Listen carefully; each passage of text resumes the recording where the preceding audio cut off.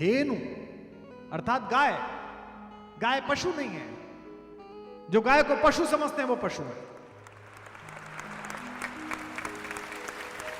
भारत की अर्थव्यवस्था का मूल आधार थी गाय। मेरे केवी कुटीर में 26-27 गौवंश है। एक दिन एक गौ संवर्धन के बड़े अतिथि वहां आए, मुझसे कहने लगे कि ये कितना दूध देती है, ये कितना दूध देती है। अधिकांश तो आपके यहां से गई हुई गाय हैं, गिरवंश की हैं, कुछ स्वर्ण कपिला हैं, कुछ थार पारकर हैं। तो कहने लगे कि ये कितना दूध देती है। मैंने कहा प्रभु ये माता 3 किलो की कृपा करती है, ये 4 किलो की कृपा करती है। मुझसे बोला अरे बेकार है, आपकी गाय बेकार है, ऐसे कराइए वैसे कराइए, मेरे यहाँ 14 किलो देती है, गलत गाय पाल रखी है। तो मैंने उनसे कहा विद्वान आदमी है, दूध के लिए भैंस पाली जाती है, गाय धर्म के लिए पाली जाती है।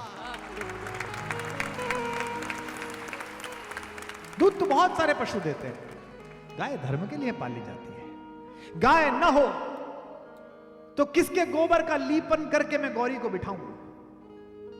गाय ना हो तो किसके घी से मैं भगवान का भोग लगाऊं? गाय ना हो तो किसके दूध को डाल के मैं पंचामृत तैयार करूं? गाय वे बछड़े देती थी जो बड़े होकर बैल बनते थे और एक किसान के साथ अपना श्रम उस खेत में पैदा करके हमारे लिए अन्न पैदा करते थे। गाय वो गोबर देती थी जिससे लिपकर घर घर दिखता था।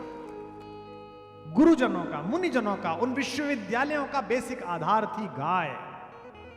मैं जो विश्वविद्यालय बना रहा हूं भारत कुलम, उसमें 50 एकड़ जमीन इस बात की छोड़ी है और तय किया है कि तीसरी क्लास में हो चाहे MBBS में पढ़ता हो लड़का, उसको हफ्ते में 1 दिन 2 घंटे के लिए गौशाला जाना ही है।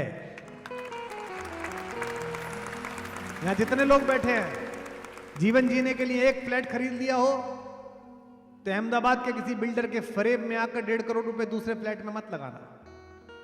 यहां से 40 किलोमीटर दूर एक 10 बीघे जमीन खरीदो, उसको कांटों से घेरो, बाड़ बनाओ, 2-3 कमरे बनाओ, 2 गौवंश लाके रखो, 1 गौ सेवक रखो, खुद जाते रहो और फिर देखना क्या कृपा आप पर बरसेगी, क्या अद्भुत आपके घर में आनंद आएगा।